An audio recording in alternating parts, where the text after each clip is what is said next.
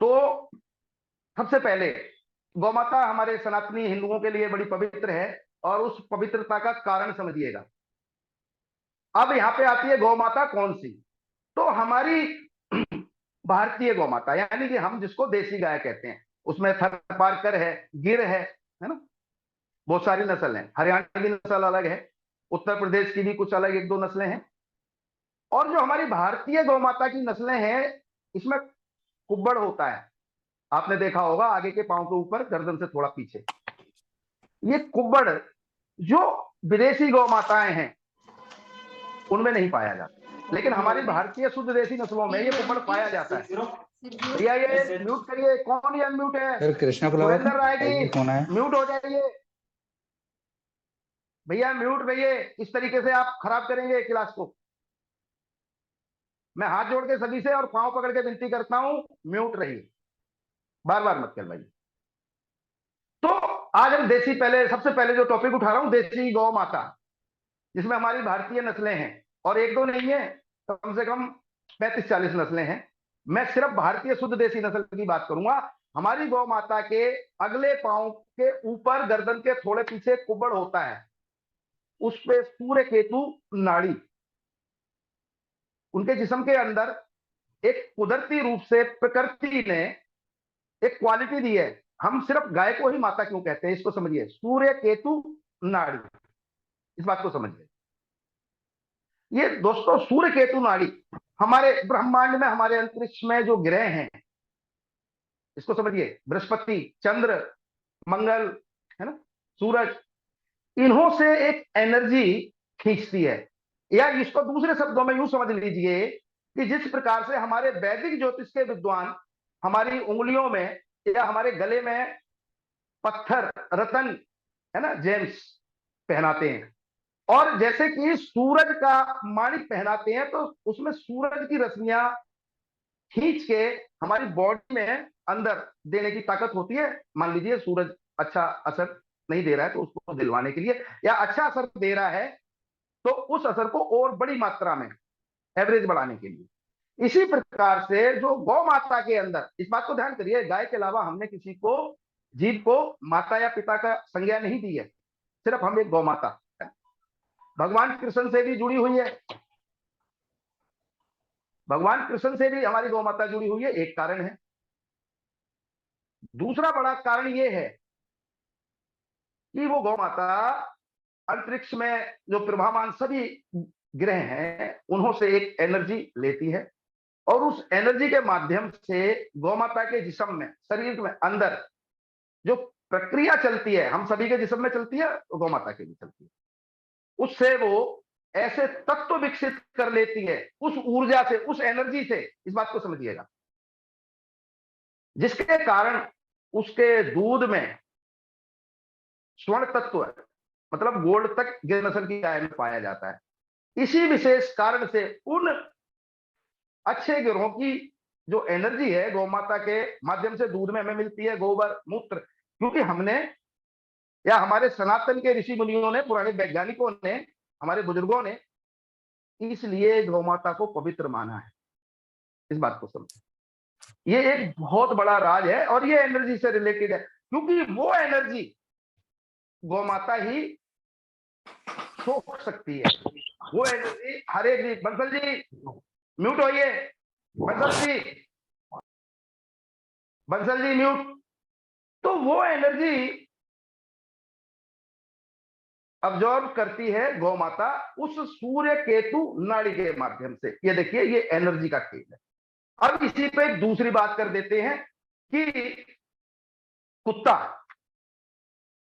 कुत्ता पंडित जी ने लिखा है 8वें घर में, है ना, 8वें घर में मतलब केतु। केतु आया 8 में, लड़का कब्रिस्तान, यानी कि नर औलाद पे नेगेटिव असर हुआ। अब यम का वास, अगर हमारे विद्वान बहुत से आवास पे लोग बैठे, वो क्या कहते हैं, केतु घर 8 में, कुत्ता रोया छत पे, और लड़का कब्रिस्तान। कुछ ऐसे पॉइंट है जहां लाल किताब ने 5वें घर को भी छत की रूप में माना है, 8वें को भी माना है और 12वें को भी माना है, अलग अलग ग्रहों के माध्यम से, अलग अलग ग्रह कंडीशन के अनुसार। तो उसमें क्या होता है, यम का दरवाजा वास्तु के अनुसार दक्षिण दिशा में है। मेरे बहुत से विद्वान मित्र बैठे हैं जो वास्तु करते हैं, वैदिक ट्रेडिशनल या महावास्तु लगभग सब में माना गया है ना। तो कुत्ते के कान से संबंधित भी, यम की आवाज पहचानने वाला, इस बात को समझिए, बिल्कुल खुले शब्द हैं क्योंकि ज्योतिष का लगभग सभी भाइयों को ज्ञान है, तो बड़ा टॉपिक नहीं करूंगा, इसको छोटा रखूंगा। वो नेगेटिव एनर्जी कुत्ता देख लेता है ना, ये इससे संबंधित है। ये सारा एनर्जी का खेला है और कुछ नहीं, इस तरीके से। तो दोस्तों हमारे वैदिक विद्वानों ने इस विषय पे बहुत ज्यादा काम किया। अब मैं अपने एक और बात कह देता हूं कि आज से हजारों साल पहले बाघभट्ट ऋषि मुनि हुए हैं, और बाघभट्ट पे राजीव दीक्षित जी, जो कि आज इस दुनिया में नहीं है, उन्होंने बहुत कुछ बोला है हमारे खाने पीने से संबंधित, ये भी ऊर्जा से संबंधित बात करूंगा। और ये रिपोर्ट है मेरे पास, CDRI, central drug research institute, Bharat सरकार, CDRI। बाघभट्ट ने हजारों साल पहले आयुर्वेद ग्रंथ में लिख दिया कि जब भोजन पकता है, इस बात को समझिएगा, जब भोजन पकता है तो उस पकते हुए भोजन में सूर्य, उस पकते हुए भोजन में सूर्य और पवन यानी कि हवा का स्पर्श होना भोजन की क्वालिटी को सुधार देगा। ठीक है, ये बाघभट्ट जी ने हजारों साल पहले लिखा। अब इसको हम दूसरे शब्दों में बोलते हैं, आजकल हमारे सभी के घरों में एल्यूमिनियम के कुकर तो है ही है, और 99% लगभग घरों में यही मिलेंगे। ठीक है, और जब कुकर में कोई दाल सब्जी उबाली पक जाती है, बनाई जाती है, तो ना तो हवा का स्पर्श है और ना सूरज का स्पर्श है। जो उसमें से भाप बन के निकलती है वो पानी और नीचे से गर्मी गैस चूल्हे के बर्नर की वजह से होता है। जो कुदरती हवा है ना, जो ऑक्सीजन जिस हवा में मिक्स है मात्रा, कई तत्व हैं उस ऑक्सीजन में, सिर्फ हवा में एक ऑक्सीजन ही नहीं है, आप सभी को पता ही होगा इस विषय में। अब इस बात को समझिए, हजारों साल पहले जो लिख दिया गया, उस पर भारत सरकार की एक संस्था CDRI, इसका नाम पूरा है सेंट्रल ड्रग रिसर्च इंस्टीट्यूट, नई दिल्ली, इन्होंने जब रिसर्च करी तो इन्होंने ये पाया कि इसमें बहुत बड़ी बीमारियां पैदा होती हैं। मैं इस रिपोर्ट को पूरा का पूरा पढ़ देता हूं कि इस खाने में जो भोजन कुकर में पक रहा है, जिसमें सूरज का स्पर्श भी नहीं है और हवा का स्पर्श भी नहीं है, और ये रिसर्च इन्होंने 18 साल की है, 2 वैज्ञानिकों ने मिलकर, और उसका जो रिजल्ट है वो ये आया है कि कुकर का बना हुआ खाना खाने से अस्थमा, तपेदिक, आर्थराइटिस, डायबिटीज और ब्रोंकाइटिस जैसी बीमारियां उत्पन्न होती हैं। जो हमारे ऋषि मुनियों ने हजारों साल पहले लिख दिया, आज वो रिसर्च हमारे सामने आके हम अपने बुजुर्गों के ज्ञान को, अपनी पुरानी ऐतिहासिक, सामाजिक, धार्मिक किताबों को पढ़ते नहीं। मैं ये इस बात पे नाराजगी व्यक्त करता हूं। अब दोस्तों इसी में एक और मैं अपने प्राचीन ज्ञान की बात बता देता हूं। पहले प्राचीन ज्ञान की 2-3-4 बातें बताऊंगा, उसके बाद टॉपिक पे आ जाऊंगा, मुद्दे पे। आप लोगों को नहीं मालूम है तो पता करिए कि संस्कृत भाषा हमारी एक ऐसी भाषा है जिस भाषा में आज तक नए शब्दों की खोज करने की जरूरत नहीं पड़ी और ना ही उसके व्याकरण में कोई तब्दीली करनी पड़ी। जबकि दुनिया की सभी भाषाओं में ऐसा होता है, उन्होंने समय समय पे व्याकरण में चेंजिंग की, अपनी भाषा में नए नए शब्दों को इजाद किया, बनाया जरूरत के हिसाब से। अब दूसरी बात पे आइए, हमारी संस्कृत भाषा कितनी प्राचीन है मुझे कहने की जरूरत नहीं है, बाकी तो कब आई है कैसे आई है आप लोग जानते हैं। अब संस्कृत आइए, ऋषि पाणिनि के समय से आज तक संस्कृत भाषा और उसके व्याकरण को बदलने की जरूरत नहीं पड़ी, और संस्कृत भाषा पे भारत सरकार की संस्थाओं के अलावा अलग अलग देशों की संस्थाओं ने भी काम किया है। नासा ने भी बहुत काम किया है, ब्रिटेन की संस्थाओं ने काम किया है, कनाडा की संस्थाओं ने काम किया है संस्कृत के ऊपर, लेकिन हम संस्कृत नहीं जानते। ये हमारा प्राचीन ज्ञान। मैं आप लोगों से विनती करता हूं, अपनी प्राचीनता की तरफ जरूर लौटिए, ये इसलिए। अब दोस्तों, इसी में एक दो पॉइंट और आपके आगे रख देता हूं, ये वास्तु से संबंधित है, मेरे वास्तु के ज्ञानी भाई बैठे हैं, वो समझेंगे। कॉर्नर का मकान और बेड, यानी कि किसी रोड के टक्कर के सामने का मकान, आप रिसर्च करिए, मैंने की है और दावे के साथ कह रहा हूं, जो मैं कह रहा हूं वो सच मिलेगा। आप क्या रिसर्च मैंने की, सामने आया, और मैंने इस रिसर्च में अकेले नहीं की, मैंने अपने बहुत सारे स्टूडेंट का भी सहयोग लिया जो मेरे से रूटीन में टच रहते हैं, मेरे नजदीक रहते हैं। उन घरों में जो नेगेटिव एनर्जी कॉर्नर का होने की वजह से आ रही थी, ग्रह दोष उत्पन्न हो रहे थे, वास्तु के हिसाब से नेगेटिव एनर्जी पैदा हो रही थी, है ना। और वो लोग अगर किसी छोटे शहर में या आउटर भाग में रहते थे, मैंने कहा कि आप गाय पालिए। अब मेरी बात समझिएगा, हमारे क्षेत्र में गाय आज निराश्रित होकर भटक रही हैं, तो उन लोगों ने ना फ्री की गाय, उनके पास जगह था, स्पेस था, उन लोगों ने ली, सबने नहीं ली, मेरे कहने से कोई सब ले रहे हो ऐसा भी नहीं है, मैं आपको बता दूं। कुछ गांव देहात के क्षेत्रों में हमने जाके इस चीज को नोटिस किया, क्योंकि मैं उत्तर प्रदेश के कई क्षेत्रों में जाता हूँ, मेरे पास जमीनें भी हैं यूपी में, दो अलग अलग डिस्ट्रिक्ट में। तो वहां मैंने अपने फार्म हाउस के आसपास जाके घरों में भी महसूस किया इस चीज को, कि जिन घरों में गाय का पालन था, उन घरों में वो नेगेटिव एनर्जी वास्तु की या ग्रहों की नहीं थी, या बहुत कम मात्रा में थी, जिनके गाय पली हुई थी, जो गली या सड़क के सामने आखिरी मकान थे, जो वलय हवा राहु केतु से संबंधित है, वहां उनका बहुत मामूली असर पाया गया या नहीं पाया गया। दूसरा, जो कॉर्नर के मकान थे, मैंने पिछली जो क्लास अभी 24 तारीख को करी थी, तो कॉर्नर के विषय पे भी काफी बातें की थी, जो लोग उसमें नहीं थे वो उस पर रिकॉर्डिंग देख ले, मैंने यूट्यूब चैनल पे डाल दी। तो इस बात को समझिए, गाय की महिमा, है ना। अब एक बात अधूरी रह गई है ना, वो भी पूरी कर देता हूं। हमारी गौ माता के शरीर में जो सूर्य और केतु नाड़ी के माध्यम से बृहस्पति, सूरज, मंगल जैसे ग्रहों की जो ऊर्जा अवशोषित होती है गौ माता के जिस्म में, तो उसके दूध में जो विशेषता है, उस बात को समझिए, मैंने नोट किया हुआ है सारा। हमारी गौ माता के दूध में इस कारण विशेष से 21 तरह के अमीनो एसिड होते हैं, 6 तरह की विटामिनों का निर्माण होता है, 4 प्रकार का फास्फोरस का निर्माण होता है, और 2 प्रकार के ग्लूकोज का निर्माण होता है। इसलिए हम गौ माता को माता की संज्ञा देते हैं, और यह सूर्य केतु नाड़ी का जलवा है, इस बात को समझिए।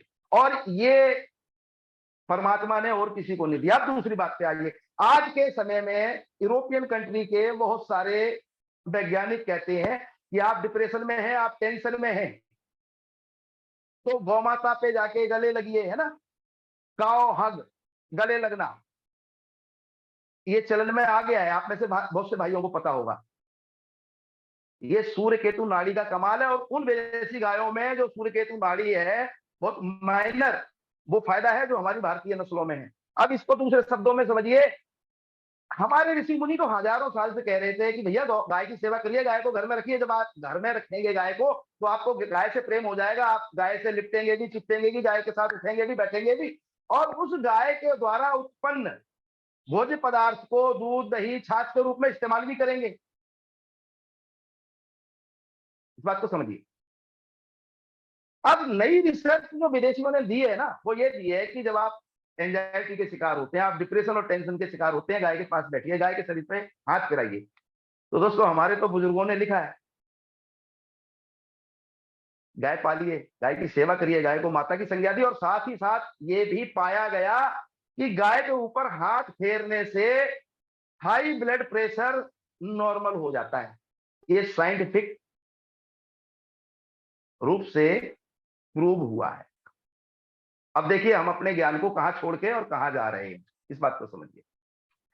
कॉर्नर के मकान, कहीं सामने से भेद हो रहा था मकान में, रोड या किसी भी कारण से, तो ये गौ माता से संबंधित हमें फायदा मिला।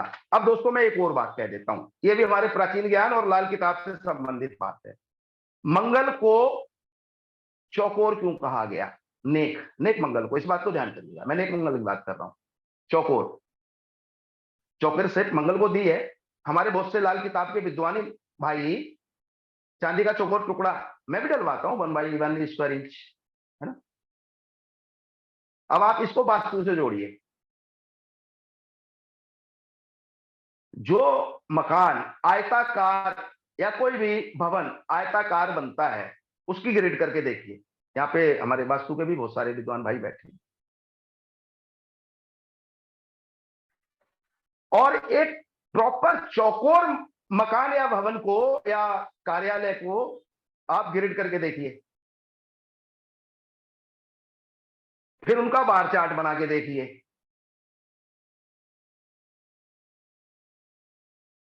वो सबसे अच्छी ग्रेडिंग होती है। महावास्तु या वैदिक वास्तु, ट्रेडिशनल वास्तु या लाल किताब मकान कुंडली, सभी के अनुसार। मेरे यहाँ पे विद्वान भाई वास्तु के बैठे हैं, कोई मुझे इस विषय पे बोलना चाहे तो अनम्यूट होकर बोल सकते हैं, मुझे अच्छा लगेगा। अगर किसी मेरे भाई का कोई सवाल हो तो मुझसे करते रहिए। ये मंगल नेक। अब सुनिए, उस घर में ज्यादा वास्तु के दोष अपने आप ही स्वतः ही कम हो गए। तो मंगल क्या है? मंगल कारक, शादी ब्याह पार्टी फंक्शन, घर में खुशियों के माहौल, हवन पूजन यज्ञ सब कुछ होगा। ऐसे समझो। मंगल नेक, तो मंगल कारक, तो चौकोर मकान, आयताकार मकान, तिकोना मकान, है ना। तिकोने में केतु की एनर्जी आ गई, 3 टांगे केतु की, कहा गया है, सिंपल सा लॉ है। लॉ सारे एनर्जी से संबंधित है, मैं यही साबित कर रहा हूं। अब इसी में आगे चलते हैं तो मैं कुछ और बातें आप लोगों के आगे बोल देता हूं।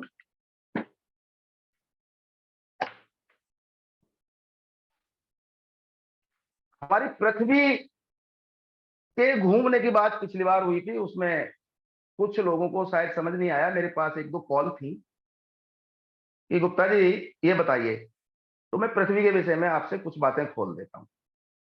और मैं ग्रेविटी को, मेरे पास एक कॉल ये भी थी डॉक्टर जय किशन व्यास जी की, कि आप राहु केतु की एनर्जी को ग्रेविटी मत खोलिए। तो मैंने उनको कहा कि मैं इसलिए बोलता हूं, तो वो मान गए मेरी बात को। डॉक्टर हैं, पढ़े लिखे हैं, है ना, स्थापित सदस्य हैं समाज के, उनका सही था। तो मैं ये साबित करता हूं कि मैं ये शब्द क्यों बोलता हूं। इसका कारण है दोस्तों, जब हमारी पृथ्वी सूरज का चक्कर 365 दिन और 6 घंटे, मतलब 5 घंटे कुछ 49 मिनट समथिंग ऐसे में पूरा कर लेती है, और धरती से सूरज बहुत ज्यादा दूर है, और धरती 27.7 किलोमीटर प्रति सेकंड की रफ्तार से 1 घंटे में लगभग 1620 किलोमीटर स्पीड से चलती है, और 365 दिन वो चलती है इस तरीके से, तो सूरज की परिक्रमा को पूरी करती है। इसको हमारे विद्वानों ने 1 साल माना। इस 1 साल को तोड़ के 12 महीने, है ना, बैसाख जेठ आषाढ़ सावन इस तरीके से बनाया। अंग्रेजों की तो बहुत पीछे का मामला है, उन्होंने तो वो सारे पॉइंट पकड़ भी नहीं पाए। फिर हमारा नंबर्स कब से शुरू होगा, ये सारी हमारे 30 त्योहार उसी सूरज और पृथ्वी के कॉम्बिनेशन के हिसाब से, स्पीड के हिसाब से, चाल के हिसाब से मनाए जाते हैं। शुक्ल पक्ष, कृष्ण पक्ष, है ना। और ये सारी चीजें आर्यभट्ट ने आज से 1700 साल पहले लिख के हमें दे दी हैं, तो आज हमारे पास हैं लगभग। और उन्हीं गणित के सूत्रों और उन्हीं के ज्योतिष, आर्यभट्ट जी के ही गणित के सूत्रों और उन्हीं के ज्योतिष सूत्रों को मिला के आज भी पंचांग का निर्माण होता है। आज से 100 साल बाद या 500 साल बाद ग्रहण होगा, वो हमारे पंचांगों में पहले लिखा होता है, लेकिन जब ग्रहण का समय नजदीक आता है तो अमेरिका जैसे देश या यूरोप के बहुत सारे देश अपने 150 वैज्ञानिकों को और बड़े बड़े टेलीस्कोप करोड़ों रुपए खर्च करके खरीदे हुए लगाते हैं, और फिर वो उसकी एक्यूरेसी चेक करते हैं कि हाँ जी इसी दिन होगा। लेकिन हमारे पंचांग आर्यभट्ट के जमाने के, लेकिन मैंने दूसरी बात कही कि आर्यभट्ट से भी आर्यभट्ट 1700 साल पहले, लेकिन महाभारत काल तो 5000 साल से भी पुराना है। उस समय भी भीष्म पितामह ने अपना, जब वो घायल अवस्था में सरसैया पे पड़े थे, तो मृत्यु दक्षिणायन में होने से रोकने के लिए उत्तरायण तक उन्होंने अपने प्राण रोक के रखे कि मैं उत्तरायण में मरूंगा, है ना। तो मैंने ये बात भी साबित की कि उत्तरायण सोम की दिशा है और दक्षिणायन यम की दिशा है, तो इसलिए वो यम के ना जाके वो परमात्मा के चरणों में लीन होना चाहते थे, मैंने आपको पहले बताया। अब इसी में कुछ बातें और जोड़ देता हूं, जैसे कि उससे भी पहले रामायण काल में भी वास्तु और ज्योतिष के ऊपर वाल्मीकि रामायण में लिखा है, वो बात भी बता दूं, कुछ भाई नहीं पता होगा कि भगवान श्री राम के जन्म के समय का ग्रह गोचर वाल्मीकि रामायण में कर्क लगत थी, बृहस्पति कर्क पे था, चंद्रमा बृहस्पति था, मंगल मकर पे था, ये सारा भी यानी कि 7500 साल पहले भी रामायण के माध्यम से हमें मिल गया। फिर हमें वास्तु के हिसाब से भी रामायण काल में ही किष्किंधा पर्व में लिखा हुआ है कि जब राम जी जंगल में भटक रहे थे तो बानरों का, हनुमान का, सुग्रीव का सहयोग लेने के लिए उन्होंने जो गुफा वहां पे देखी, तो उन्होंने कहा कि लक्ष्मण, ये गुफा हमारे रहने के लिए उचित है, क्योंकि इसका ईशान कोण पूरब और उत्तर खुला हुआ है, हवादार है, अच्छा स्थान। अब सोचिए कि हमारी प्राचीनता की जड़ें कहाँ तक शामिल हैं, उस विज्ञान को, ज्ञान को। फिर मैंने ये भी कहा कि रामायण, महाभारत, देवी पुराण, चारों वेद, है ना, सभी में वास्तु और ज्योतिष के सूत्रधर। अब इस टॉपिक को आगे बढ़ाते हैं। दोस्तों, मैंने एक बात बताई कि 1620 किलोमीटर प्रति घंटा के रफ्तार से पृथ्वी घूम रही है सूरज का चक्कर, ठीक है, लेकिन पृथ्वी 24 घंटे एक और डिग्री पे भी घूम रही है तिरछी होके, वो स्पीड है 1674 किलोमीटर प्रति घंटा। इसको मैं साबित कैसे करता हूं, मैं बता देता हूं। जो पृथ्वी सूरज के चारों तरफ घूम रही है, एक, वो तो पृथ्वी यूं चल रही है, लेकिन वो घूमते घूमते घूम रही है। मैं इसको साबित करने के लिए गिलास है पानी का मेरे पास, ये ऐसे घूम रही है, गिलास भी घूमता हुआ और फिर घूमता हुआ है। मैं इसको इस तरीके से बोलने की कोशिश करूंगा। इसको दूसरे तरह से अगर मैं सिद्ध करना चाहूं, ये एक सजावट का सामान है, इस तरीके से पृथ्वी घूमते घूमते घूम रही है, इसको समझिएगा। ये लोटा यूं भी घूम रहा है और फिर यूं भी घूम रहा है। पृथ्वी ये दो चाल से घूम रही है, इस बात को समझिए। पृथ्वी दो चाल से घूम, इस पृथ्वी की दो चाल से एक बात और मैं कर दूं, पिछली क्लास की अधूरी है, कि राहु और केतु के पास कोई फिजिक नहीं है, वो सिर्फ एक ऊर्जा पुंज है। नॉर्थ पोल, साउथ पोल एक मान लिए गए, नॉर्थ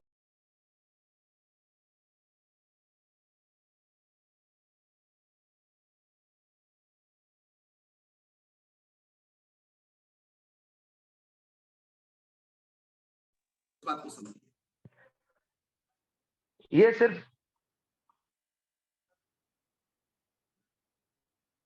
क्या हो गया, दोबारा ज्वाइन करनी पड़ेगी, क्या प्रॉब्लम आ गई? ओके, हो गया। एक साउथ पोल दे दिया केतु को, नॉर्थ पोल दे दिया राहु को, इस तरीके से। अब यहां पे पॉइंट नोट करिएगा, वही पुरानी बात थोड़ी सी पहले बह दूं, उससे ये बात जुड़ेगी। दोस्तों, कोई भी वस्तु या इंसान चलता है तो ऊर्जा का इस्तेमाल होता है,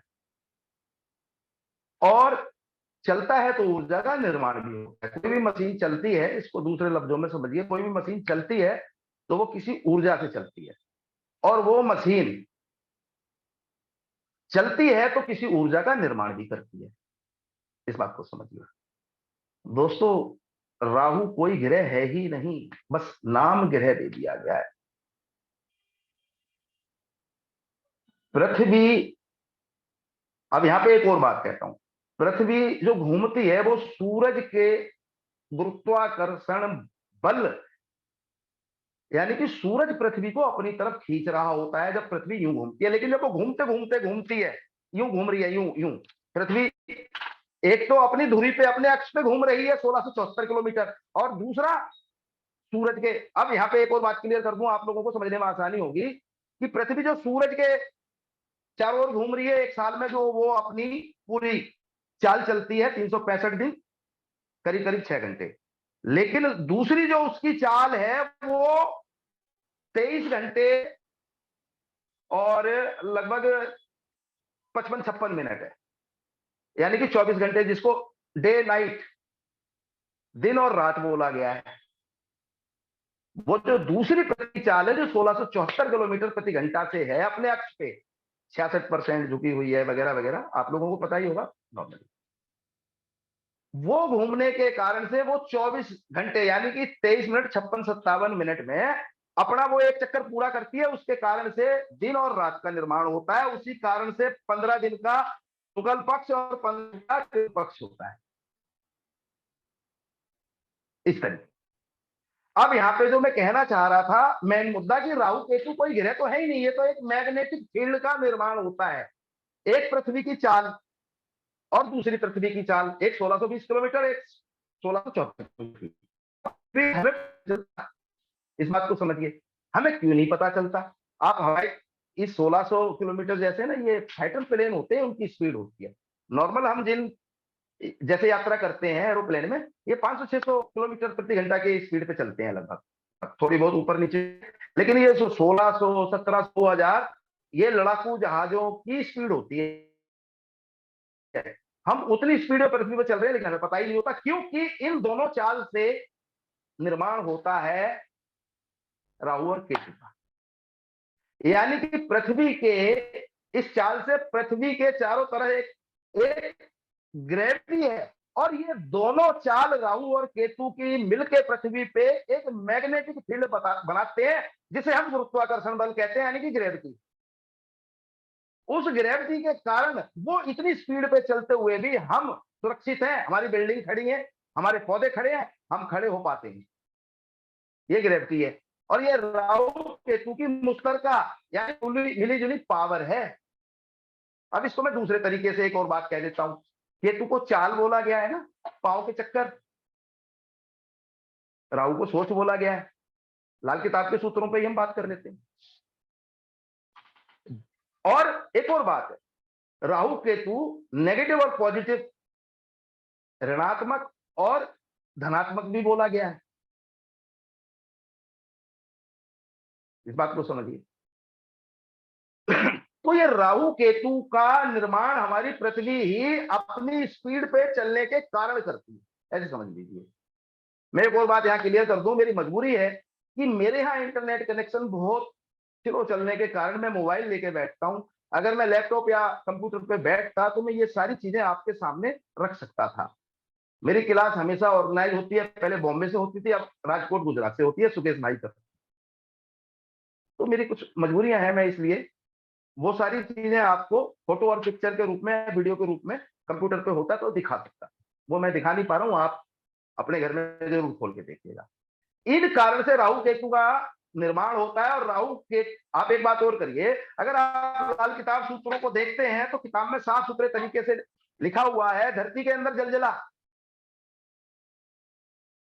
कब होता है। यही राहु और केतु की जो एनर्जी दोनों मिलके पृथ्वी को संभाल रही हैं और हमारे को एक ग्रेविटी दे रही हैं। और एक और बात बताता हूं, अन्य दूसरे जो ठोस ग्रह हैं, गैस के उल्का पिंड या ग्रहों की बात नहीं करूंगा, जो ठोस ग्रह हैं उनकी भी अपनी एक ग्रेविटी है, उनपे भी एक ग्रेविटी काम करती है। बस ये है कि उनकी चाल, उनकी स्पीड, उस अनुसार उनकी ग्रेविटी है कम या ज्यादा। लेकिन ज्यादातर ग्रहों पे है, क्योंकि जो ठोस बने हुए हैं, जैसे पृथ्वी ठोस है। इस बात को समझ, उस ताकत से निर्माण होता है राहु और केतु। अब इसको मैं एक छोटे से रूप में और बयान कर देता हूं। आप सभी भाई लोग मेरी उम्र के या मेरे से बड़े या थोड़ा बहुत मेरे से छोटे होंगे। हम लोग बचपन में स्टीमर चलाते थे, छोटे छोटे स्टीमर आया करते थे, मेला दशहरा में मिलते थे, है ना, देवी माता पे जाते थे, मेला लगते। तो उस स्टीमर में बीच में एक प्लेट लगी होती थी, उस प्लेट के नीचे मोमबत्ती या कोई दिया छोटा सा जला के रख देते थे। तो उस ऊर्जा से वो स्टीमर चलता था। और वो स्टीमर जब उस ऊर्जा से चलता था, कैसे चलता था, पीछे से एक उसमें दो पाइप लगी होती थी पीछे। एक पाइप पानी को अंदर खींचती थी और दूसरी पाइप प्रेशर से बाहर निकालती थी, और वो स्टीमर आगे बढ़ता था। इसी फोर्स से ही लगभग लगभग गाड़ियां चलती हैं सारी। इस बात को समझिए। अब राहु को सर कहा गया, केतु को धड़ या पूंछ कहा गया, इस बात को समझिए। तो ये दोनों का निर्माण पृथ्वी अपनी चाल के अनुसार करती है, और ये दोनों जो ऊर्जा निकलती है ये ग्रेविटी का निर्माण करती है, और वो ग्रेविटी में हम रहते हैं, हमारे बिल्डिंग खड़ी है, हमारे भवन खड़े हैं, हम खड़े हैं, इतनी स्पीड होने के बाद भी हमारे ऊपर कोई नेगेटिव इफेक्ट नहीं आता। तो राहु केतु तो अच्छे भी हैं। राहु केतु की एनर्जी में ही हम रहते हैं, जिस प्रकार से मछली पानी में रहती है, हम राहु और केतु के ऊर्जा में ही रह रहे हैं इस पृथ्वी पे। इस बात को समझ, जो हमारा रहना है, दीपक जी म्यूट करिए, म्यूट करिए। हम एक ऐसी ऊर्जा में रहते हैं जो राहु केतु के द्वारा निर्मित है। अब दूसरी बात, मैंने कहा कि धरती के अंदर जब भी कोई घटना होती है तो उसमें कहीं भूकंप आ जाना बड़े स्तर पे, वो क्यों होता है? तो ये राहु केतु की जो एनर्जी है, ये पृथ्वी के साथ साथ सूरज की बहुत बड़ी परिक्रमा कर रही है, 1620 किलोमीटर प्रति घंटा, और वो परिक्रमा लगभग एक साल यानी कि 365 दिन कुछ घंटे में जाके पूरी होती है। तो पूरे अंतरिक्ष में 360 डिग्री और 360 डिग्री में 12 घर, 12 कोष्टक अलग अलग 12 राशियों के बनाए गए हैं। उन 12 राशियों की अलग अलग एनर्जी है, यानी कि हर 30 डिग्री के बाद, देखिए ना, मेष को वृष, मिथुन, सिंह, कन्या, इस तरीके से उन 30-30 डिग्री की अलग अलग पावर है। और दूसरी बात, बाकी बचे हुए सारे ग्रह भी घूम रहे हैं। उन सब ग्रहों के घूमने के कारण जो ऊर्जा निर्मित होती है अंतरिक्ष में, उस ऊर्जा में जब भी कोई ऊंच नीच होती है तो उसका असर पृथ्वी की दोनों चालों के अनुसार, इस दो चालों, राहु केतु से संबंधित जो एनर्जी निर्मित हो रही है और चल रही है, वो डिस्टर्ब होती है किसी खास बिंदु पे, तो उस विशेष क्षेत्र में धरती के अंदर की प्लेटें हिलती हैं, टकराती हैं एक दूसरे से, और भूकंप आ जाते हैं, जैसा अभी कुछ दिन पहले सीरिया और तुर्की में हुआ, कुछ साल पहले नेपाल में हुआ, हिंदुस्तान में भी ऐसा हुआ। ये इन एनर्जी के कारण से होता है। अब इस पे बड़े बड़े साइंटिस्ट हमारी बात को मानेंगे, लेकिन नहीं मानेंगे, लेकिन हम अपने प्राचीन विज्ञान को उन तक पहुंचाने का साधन बने, और मैं उम्मीद करूंगा आप सब मेरी इस बात को समझेंगे, अपनी सोच को विकसित करेंगे और ज्यादा बढ़ा के, और अच्छे टॉपिक निकाल के। अब दोस्तों, इसी के साथ आपको एक दो बातें और बता देता हूं, इस बात को समझिएगा।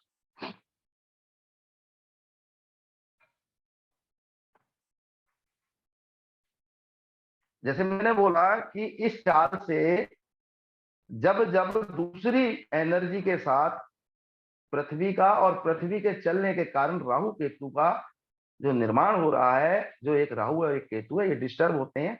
और ये लाल किताब कहती है कि धरती के अंदर जो भी हलचल होती है वो इन्हीं ताकतों से होती है। ये बात तो प्रूव हो गई। कोई भाई इससे सहमत नहीं है तो अनम्यूट होके बोल सकता है, उनका स्वागत है, ठीक है। क्योंकि मैंने एक और बात कही थी कि भाई मुझे गलत साबित करोगे तो मैं ये फायदा दूंगा आपको, इसलिए मैंने 1 लाख रुपए का इनाम लगाया हुआ है। अब इन्हीं सारी एनर्जी पे हमारे प्राचीन ऋषि मुनि, जिनको मैं तो वैज्ञानिक कहता हूं, है ना, उन्होंने बहुत रिसर्च की, और ये सारी चीजें हजारों हजारों साल पहले लिखी गई हैं। ये नासा पासा, है ना, सत्यानासा, ये तो आज ये सब खोजबीन कर रहे हैं। और अब हुआ क्या कि हमारे पास सैकड़ों सालों तक गुलामी का जीवन रहा। जो हमारे यहाँ ब्राह्मण जाति थी, मतलब जाति तो कहना फिजूल की बात है, जो वैज्ञानिक तथ्य रखते थे, जो ज्ञानी जन थे, उनको ब्राह्मण कहा जाता था। क्योंकि ब्राह्मणों के, कुछ भाइयों को शायद बुरा लगेगा, ब्राह्मणों के बहुत सारे गोत्र अदर कास्टों में मिलते हैं, और अदर कास्टों के बहुत सारे गोत्र ब्राह्मणों में मिलते हैं, और ये जाटों के, बणियों के, राजपूतों के, सभी के गोत्र आपस में अलग अलग जातियों में हैं, आप सब लोग जानते हैं। तो जो जैसा था उसको उस प्रकार से वर्ण की संज्ञा दे दी। उस समय जो वर्ण थे, है ना, ब्राह्मण, क्षत्रिय, वैश्य, शूद्र, कोई छोटा नहीं था कब भी, ना आज है। ये तो फिजूल की बातें हैं, राजनीतिक प्रोपोगंडा है। चलिए अब दोस्तों इसी पे एक दो टॉपिक और उठा लेता हूं, अच्छे से हैं, इस बात को समझेंगे। हमारे बहुत सारे, क्योंकि अगर एक ही तरीके से मैं सारी बात कहता रहूंगा ना ग्रेविटी के ऊपर, तो बहुत सारे लोग डिस्टर्ब हो जाएंगे, उनकी पता नहीं अच्छा लगेगा नहीं लगेगा। दोस्तों थोड़ी सी सूरज ग्रहण और चंद्र ग्रहण की बात करनी है, इसको समझिएगा। मैं इस बात को क्लियर करने के लिए बोल देता हूं, सूरज ग्रहण और चंद्र ग्रहण से संबंधित जो बात होगी उसको समझिएगा। दोस्तों सूरज ग्रहण कब होता है और चंद्र ग्रहण कब होता है, और ग्रहण के बीच में हमारे पुराने ऋषि मुनियों ने, वैज्ञानिकों ने, हमारे बुजुर्गों ने नियम बनाए थे कि धार्मिक सत्संग पूजा पाठ वगैरह करिए, है ना। खाने पीने में दूब या तुलसी दल, मतलब तुलसी के पत्ते डाल के रखिए, और ग्रहण के बाद इन सब चीजों को दूर कर दीजिए और दान पुण्य कर दीजिए कुछ ना कुछ।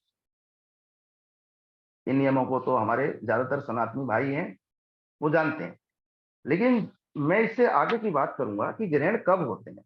आप में से ज्यादातर भाइयों को पता होगा, चंद्र ग्रहण होने की अलग नियमावली है और सूर्य ग्रहण होने की अलग नियमावली है। बस एक में पृथ्वी बीच में आती है और एक में चंद्रमा बीच में आ जाता है, ज्यादातर भाइयों को पता होगा। अब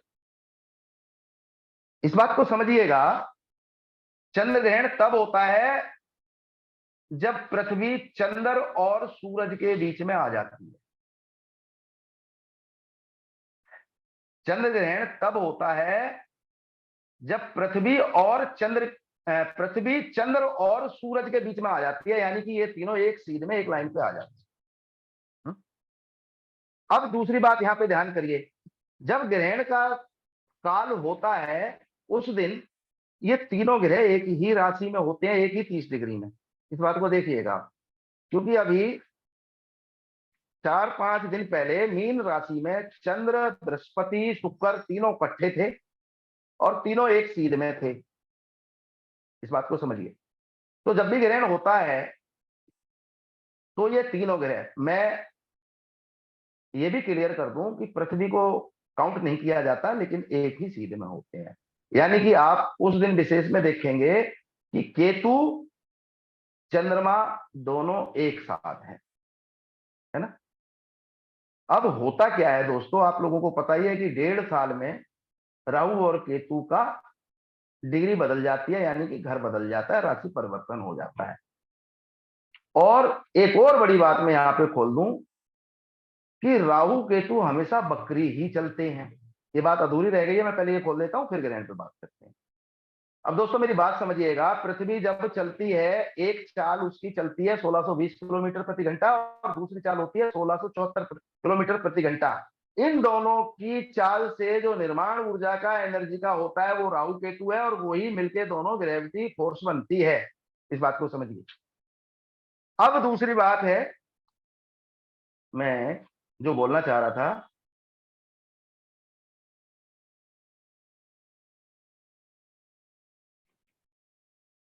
कि ग्रहण काल होता है, उस ग्रहण काल में दो ग्रह, हमारा पंचांग एक साथ दिखाता है पृथ्वी को, वो ग्रह नहीं मानते हैं, लेकिन पृथ्वी का भी असर होता है, क्योंकि पृथ्वी पर भी बाकी सभी 9 ग्रहों की ऊर्जा आती है, एनर्जी आती है, और पृथ्वी से हमें मिलती है घास फूस, पौधे, मांस, अनाज, जो भी हम खाते पीते हैं इस रूप से। अब दोस्तों इसी में चंद्रमा के ऊपर ग्रहण बोल दिया जाता है, लेकिन हकीकत में होता क्या है, जब पृथ्वी चंद्र और सूरज के मध्य आ जाती है तो सूरज की रोशनी चंद्रमा पे पड़नी बंद हो जाती है, क्योंकि सूरज की जो रोशनी आ रही है एक ही सिधाई में, बीच में पृथ्वी आ गई, पृथ्वी ने वो सारी रोशनी घेर ली, और पीछे चंद्रमा है, चंद्रमा पे नहीं गई, और वो जो पृथ्वी के चारों तरफ पृथ्वी की चाल के हिसाब से जो राहु केतु की एनर्जी है, बात को समझिए, क्योंकि 1.5 साल में राहु और केतु का परिवर्तन होता है, राहु और केतु हमेशा उल्टे घूमते हैं।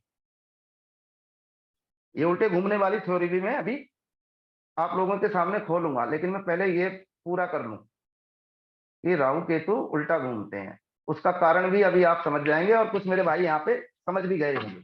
अब होता है क्या है दोस्तों, ग्रहण में सूरज की रोशनी चंद्रमा तक नहीं जाने देती, पृथ्वी बीच में आके उसको अटका देती है, और चंद्रमा पे एक तरीके का अंधेरा हो जाता है। और उस चंद्रमा की साइड जो पृथ्वी का भाग होता है, उस तरफ केतु से संबंधित एनर्जी उस समय होती है। तो हम ये मानते हैं कि चंद्र ग्रहण हो गया, लेकिन हकीकत में पृथ्वी के ऊपर जो ग्रेविटी है वो राहु और केतु की है। ये पृथ्वी उस सूरज की रोशनी को चंद्रमा तक जाने से रोकती है हकीकत में, लेकिन हम काउंट करते हैं उस ग्रेविटी को, उस एनर्जी को जो राहु और केतु की है। तो ये चंद्र ग्रहण माना जाता है, इस बात को समझिए। बस सूरज की रोशनी चंद्रमा पे ना जाना और पृथ्वी के कारण ये चंद्र ग्रहण है, क्योंकि पृथ्वी के पास चंद्रमा की ऊर्जा है, माफ करना, पृथ्वी के पास केतु की ऊर्जा है और बड़ी मात्रा में है। और सुन लीजिए, सूरज बहुत दूर है पृथ्वी से, और चंद्रमा भी बहुत दूर है पृथ्वी से, लेकिन पृथ्वी के चारों तरफ राहु और केतु की एनर्जी बहुत नजदीक है, हमारे ऊपर भी है। हम रहते ही राहु केतु की एनर्जी, यानी इन दोनों की मिलीजुली एनर्जी, जिसे ग्रेविटी को। अब इसी प्रकार से दोस्तों देखेंगे कि सूरज ग्रहण कब होता है, इस बात को समझिए। जब चंद्रमा बीच में आ जाए, किसके, पृथ्वी और सूरज के, इस बात को समझिए।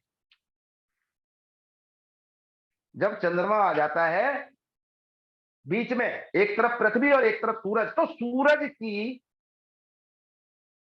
रोशनी को चंद्रमा रोक लेता है अपने ऊपर, और पृथ्वी पे रोशनी नहीं आ पाती, इसलिए सूरज ग्रहण हो जाता है। अब इस बात को समझिए, उस समय पे पृथ्वी से जो राहु की एनर्जी है वो बलवान होती है। उसी समय हमारे पंचांगों ने लिख दिया कि राहु ने डस लिया सूरज को, और सूरज को राहु ने ग्रहण लगा दिया। अलग अलग शब्द अलग अलग सभ्यताओं में बोल दिए जाते हैं। ये होता है ग्रहण। हकीकत में राहु केतु कोई सूरज भक्षी या चंद्र भक्षी नहीं है, बस वो एनर्जी हमारे पास तक चंद्रमा की केतु वाली एनर्जी रोक देती है, और सूरज की एनर्जी राहु वाली एनर्जी रोक देती है। और जब जब ये असामान्य घटना घटती है, उस समय विशेष में हमारे बुजुर्गों ने किया, भगवान का नाम लीजिए, यानी कि नेगेटिव एनर्जी हमारे धरातल पे, हमारे धरती की ऑरा में ज्यादा आ रही है, क्योंकि ये प्राकृतिक घटना नहीं है, ये रूटीन की घटना नहीं है, ये साल में 2-3-4 बार ही होती है। यानी कि हमारी वातावरण में परिवर्तन, और जब सूरज और चंद्रमा की रश्मियां हमारे पास, चंद्र ग्रहण में चंद्र और सूरज ग्रहण में चंद्रमा नहीं आता है, तो ये ग्रेविटी बड़े रूप में हमारे ऊपर अपना दुष्प्रभाव डालती है। इसलिए कहा जाता है कि खाना पीना नहीं खाना, क्योंकि कीटाणु विषाणु सूक्ष्म जीव पनप जाते हैं। तो बताइए हमारे बुजुर्गों ने क्या लिखा है, इस बात को समझिए। अब एक बात जो अधूरी रह गई थी कि सूरज और माफ करना, केतु और राहु उल्टा घूमते हैं, क्यों घूमते हैं, इस बात को समझिए। सभी ग्रह सीधे घूम रहे हैं ना, वो कभी कभी अतिचार गति के कारण बकरी कह दिए जाते हैं, जबकि हकीकत तो ये नहीं। उसका कारण सुन लीजिए, राहु और केतु को उल्टा। अब देखिए, पृथ्वी जब 1620 किलोमीटर प्रति घंटा की रफ्तार से सूरज की परिक्रमा एक साल में करती है, और खुद अपने अक्ष पे 1674 किलोमीटर प्रति घंटा की स्पीड में घूमते हुए करती है ना, दो दो चाल है पृथ्वी की। तो दोस्तों, पृथ्वी जब आगे बढ़ेगी तो पीछे क्या छोड़ेगी, यानी कि आगे वाली ऊर्जा पृथ्वी के आगे बढ़ने से पीछे हट रही है। जिस प्रकार से एक गाड़ी, जब भैया कौन अनम्यूट है, ये कौन अनम्यूट है, ये म्यूट करिए। तो ऐसे समझ लीजिए, जब पृथ्वी आगे बढ़ती है तो ऊर्जा का निर्माण हुआ। पूछ पीछे है तो पीछे से केतु का हो रहा है, आगे से राहु की ऊर्जा का निर्माण हो रहा है। तो पृथ्वी जब आगे बढ़ती है तो ऊर्जा का निर्माण पीछे को आएगा, मतलब माफ करना, ऊर्जा का फ्लो पीछे की तरफ होगा। जिस प्रकार से आप गाड़ी पे चलते हैं, जिस प्रकार से आप गाड़ी चलाते हैं, तो आगे के हवा के थपेड़े जब आगे बढ़ते हैं तो पीछे की तरफ जाते हैं। इसलिए राहु और केतु हमेशा उल्टे चलते हैं। राहु केतु कोई ग्रह है ही नहीं, जब ग्रह नहीं है, कोई उनके पास फिजिक नहीं है, तो वो उल्टे और सीधे कैसे चलेंगे। लेकिन ये कारण है कि ये एनर्जी है जो पीछे चलती है, क्योंकि आप गाड़ी आगे चलेगी तो हवा में, जैसे आज के समय में गाड़ी टकराती है ना, तो प्रेशर लगता है, तो पीछे को हवा का झोंका बढ़ जाता है मेरे भाई, ऐसे समझ। तो ये विशेष कारण होता है कि राहु और केतु की चाल उल्टी मानी है। सोचिए दोस्तों, हमारे बुजुर्ग ऋषि मुनि वैज्ञानिक किस स्तर के थे, हम सोच भी नहीं पा रहे हैं वहां तक। इस तरीके से, इस तरीके की पावर का निर्माण होता है, और ये एक ग्रेविटी बन जाती है राहु केतु बन के, और ये हमेशा उल्टा चलती है। अब इसको दूसरे रूप में बोल देता हूं, ग्रेविटी हमें जमीन की तरफ ही खींचती है ना, जमीन के अपोजिट तो नहीं फेंकती। इस बात को समझिए, यानी कि हमें रोकती है। ग्रेविटी हमारे लिए बहुत अच्छी चीज है। ग्रेविटी ना होती तो धरती पे जीवन ना होता। अब इससे भी आगे की बात कर लेते हैं दोस्तों। एक मित्र ग्रह का कॉन्सेप्ट मैंने अपने पिछले सेशन में उठाया था, इस बात को समझिएगा। आज मैं जैसे कि सूरज के पास हीलियम और हाइड्रोजन है, बृहस्पति के पास हीलियम और हाइड्रोजन है, ये दोनों मित्र हो गए, है ना।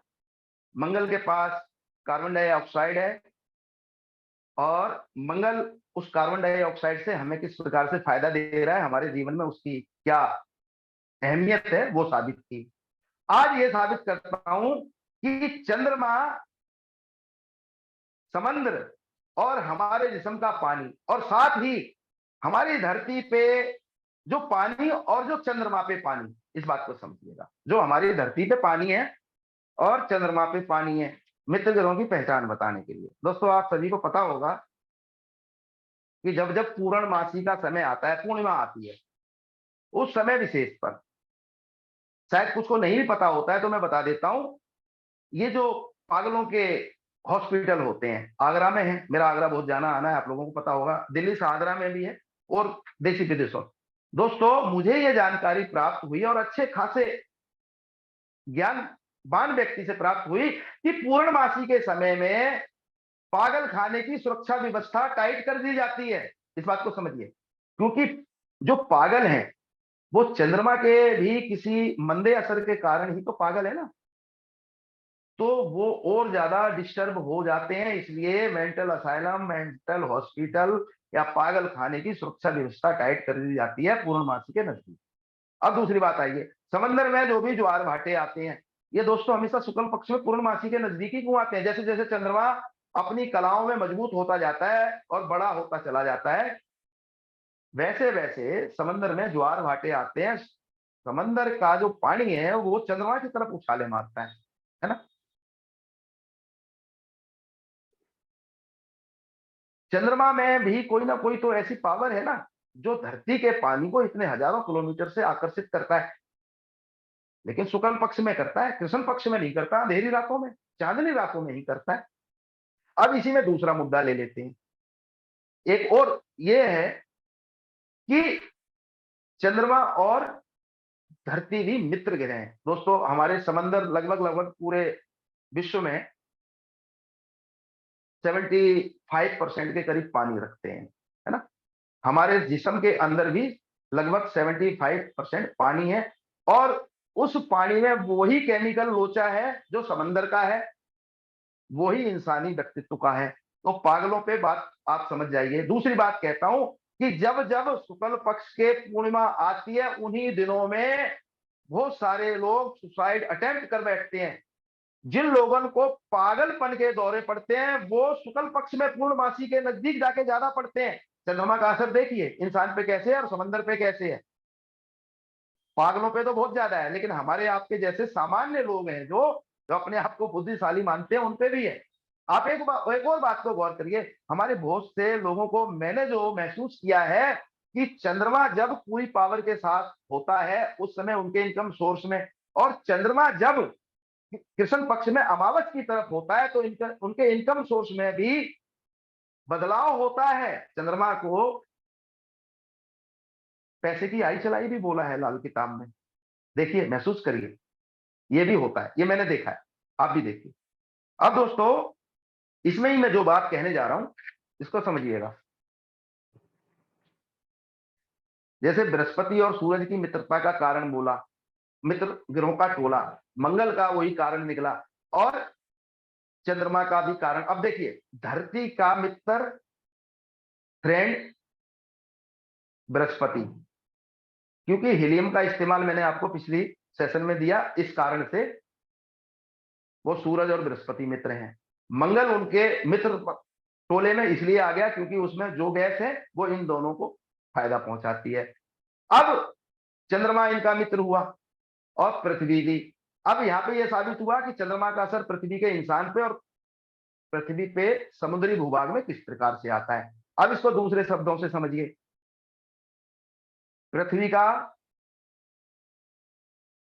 चंद्रमा से मित्रता, यानी कि चंद्रमा का हमेशा ही, जब चंद्रमा अच्छा होगा, यानी कि शुक्ल पक्ष यानी कि पूर्णिमा की तरफ होगा, हमारे ज्योतिष के वैज्ञानिकों ने, ज्योतिष के विद्वानों ने साफ लिखा, चंद्रमा अच्छा होना चाहिए, पैसा धेला अच्छा मिलेगा, माँ का सुख मिलेगा, मन अच्छा होगा, दिल अच्छा होगा। इस बात को समझिए, ये क्यों बोला गया। दोस्तों, चंद्रमा वो ही तत्व रखता है जो पृथ्वी पे है, और पृथ्वी पे जो तत्व है वो हमारे लिए कितना जीवनदायी है। हमारा पानी के बिना तो गुजारा ही नहीं है, हमें 24 घंटे पानी चाहिए। पानी में ऑक्सीजन की मात्रा देखिए कितनी ज्यादा है, वो बृहस्पति से संबंधित हो गई। और चंद्रमा पे भी पृथ्वी की अनुपात में ही पानी है, तो बृहस्पति से भी चंद्रमा की मित्रता हो गई। तो हमारे लाल किताब में बृहस्पति को पिता, और जो कि मैंने साबित किया कि ब्रह्मा क्यों गया, क्योंकि ब्रह्मा पालन करता है, बृहस्पति हमारे जीवन रक्षक प्रणाली में ऑक्सीजन का कारक है। अब चंद्रमा को माता बोल दिया गया। अब चंद्रमा को माता क्यों बोला गया, जबकि पृथ्वी माता होनी चाहिए, पृथ्वी पे भी पानी उसी मात्रा में है, लेकिन चंद्रमा को माता बोला गया। और चंद्रमा को भगवान शिव शंकर उनके देवता माने गए। चंद्रमा दोस्तों हमारे मन की और घर की शांति। अब यहां ध्यान करिए, धरती पे उतनी ही मात्रा में चंद्रमा का अंश है पानी के रूप में, चंद्रमा पे भी उतना ही अंश है पानी के रूप में। चंद्रमा का आकर्षण पृथ्वी की तरफ ज्यादा है, जबकि एक और बात कि चंद्रमा कोई ग्रह नहीं है, पृथ्वी का उपग्रह है, अन्य ग्रहों के भी उपग्रह हैं। वो उपग्रह उसी ग्रह की परिक्रमा करते हैं जिसके वो उपग्रह हैं। चंद्रमा तो पृथ्वी की परिक्रमा करता है, यानी कि चंद्रमा तो पृथ्वी का भक्त हो गया। हमारे जीवन में चंद्रमा का महत्व इसलिए बच गया। अब दूसरी बात सुनिए कि जो राहु केतु का निर्माण पृथ्वी की दोनों चालों के अनुसार होता है, उस राहु केतु की एक्स्ट्रा एनर्जी जो हमारे लिए बुरी ना हो जाए, एक अनुपात बना रहे सारी एनर्जी का, उस अनुपात को ठीक रखने के लिए ग्रहण के समय में पृथ्वी के वातावरण में बदलाव हो जाता है, क्योंकि सूरज ग्रहण में सूरज की रश्मियां और चंद्र ग्रहण में चंद्र की रश्मियां हमारे तक नहीं आती हैं। तब जो राहु केतु की एनर्जी का जो निर्माण पृथ्वी की चाल के अनुसार होता है तो बढ़ जाता है। तो हमारे लिए सूर्य और चंद्रमा दोनों जीवनदायी हैं, इस पॉइंट को पकड़िए, और ये बहुत जरूरी पॉइंट है। अब दोस्तों इसी में थोड़ी और बात कर लेते हैं, और उस बात को, राहु केतु उल्टे क्यों चलते हैं ये हो गया, है ना। एक सेकंड लूंगा दोस्तों।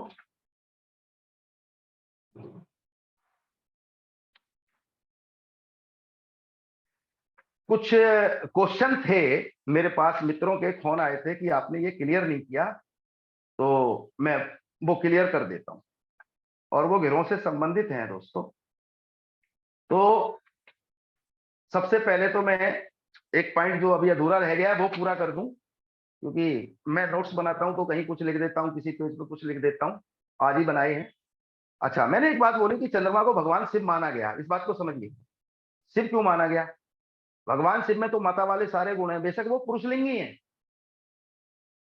हमने शिव शंकर भोले की जो उपासना की है एक पुरुष रूप में की है ना, लेकिन हमने उनको माता मान लिया, चंद्रमा का देवता मान लिया। दोस्तों, अगर आप इस चीज को देखेंगे, और चंद्रमा का जो पृथ्वी पे असर है वो भी दे दिया, और चंद्रमा में माता वाले गुण हैं और धरती में भी माता वाले गुण हैं, और दोनों में ही बराबर मात्रा में जल तत्व है। समुद्रों में लगभग 75% और पृथ्वी के अंदर लगभग लगभग 15% पानी है। तो इस प्रकार से हम देखेंगे लगभग 84% धरती पे पानी है, और इसी अनुपात में चंद्रमा पे पानी है। और चंद्रमा का देवता शिव को क्यों माना, इस बात को समझिए। दोस्तों, भगवान शिव ने अपनी जटाओं में गंगा जी को धारण किया है, एक। अब दूसरी बात, देवासुर संग्राम में समुद्र मंथन हुआ था, इस बात को समझिएगा। उस समुद्र मंथन में देवताओं ने और दैत्यों ने मिलके मंदराचल पर्वत पे नाग देवता की रस्सी बना के मथना शुरू किया, तो सबसे पहले हलाहल विष यानी कि जहर यानी कि संखिया निकला, और वो संखिया इतने बड़े अनुपात में निकला कि देवों और दैत्यों की हालत खराब हो गई। और वो भागे बनाने के लिए किसको बनाया जाए, किससे प्रार्थना करें? तो भगवान शंकर ने ही हाथ खड़ा किया कि भैया मेरे को दे दो।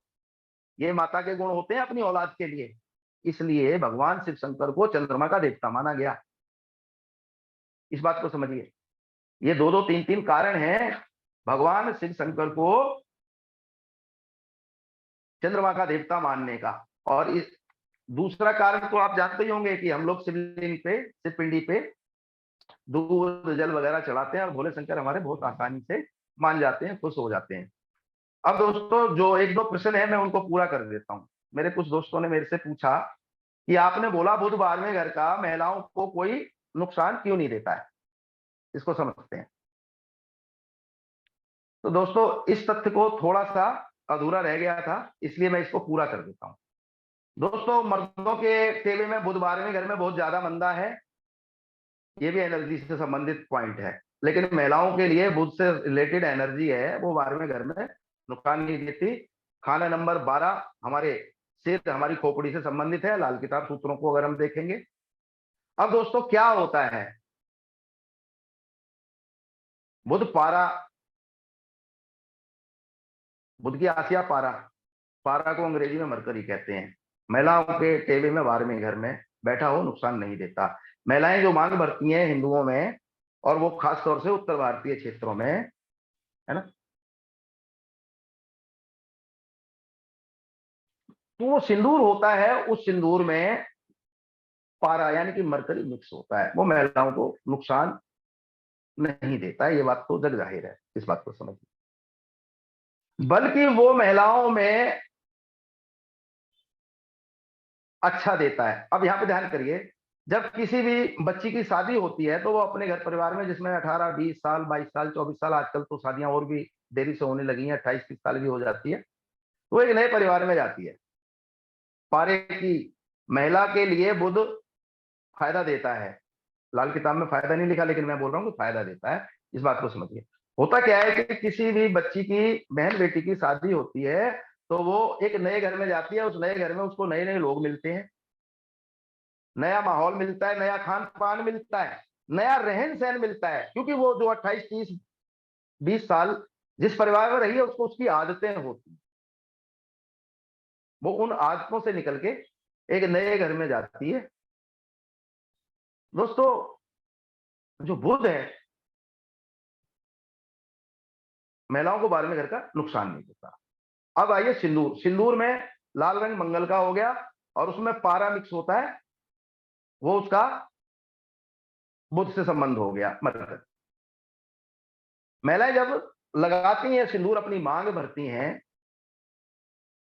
तो उनके अंदर एक भावना जागृत होती है।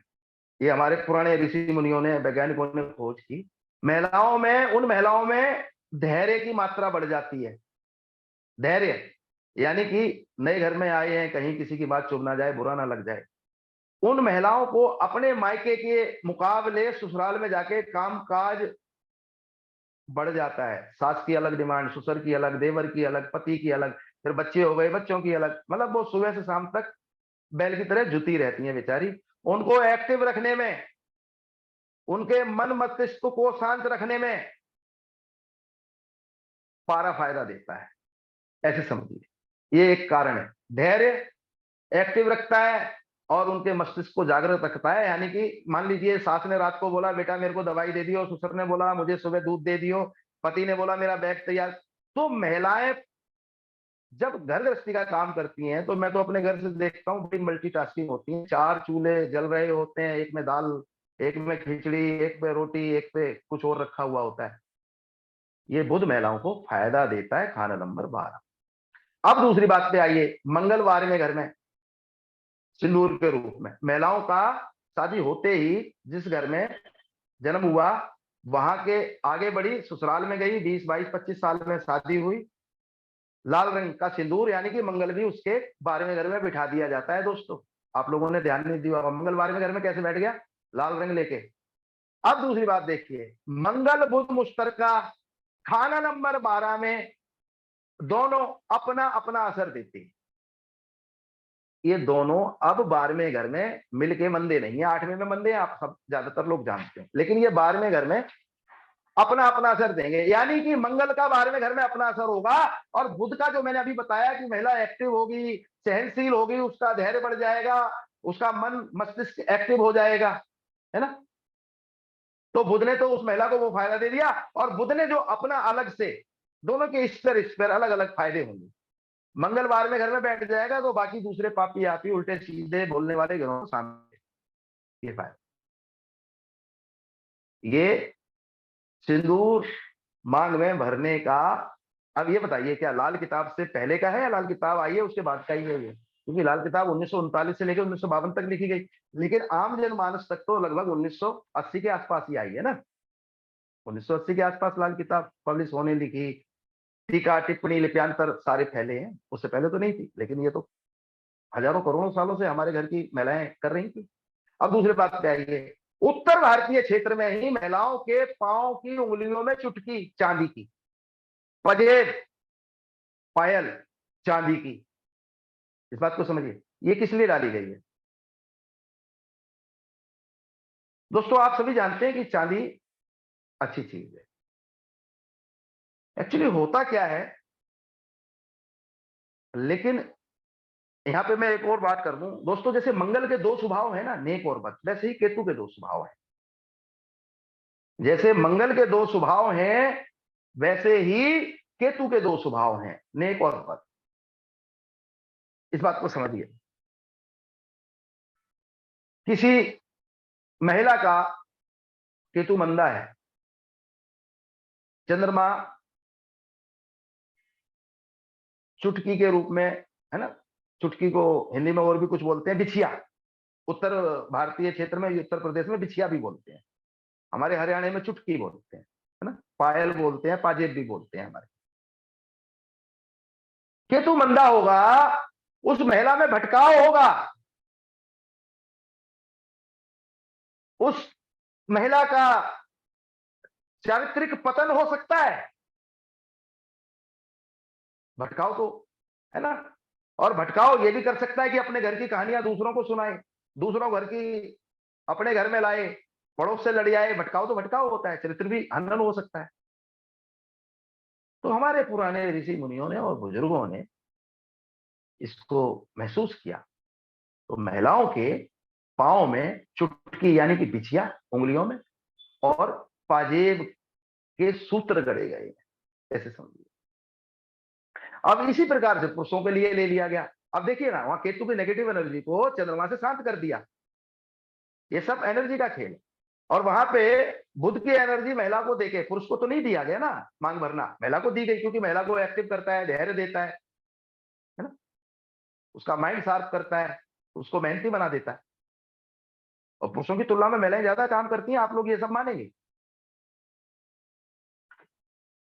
अब किसी महिला में फालतू के भटकाव ना आ जाए, घर गृहस्थी चौपट ना हो जाए, पड़ोस से लड़के ना आ जाए, अपने घर की कहानी इधर, उधर की कहानी इधर ना सुनाए, इससे गृहस्थी चौपट हो जाएगी, परिवार में कलेश कंजरखाना हो जाएगा। तो इसलिए उस भटकाव को दूर करने के लिए चंद्रमा को यानी कि चांदी का इस्तेमाल किया गया।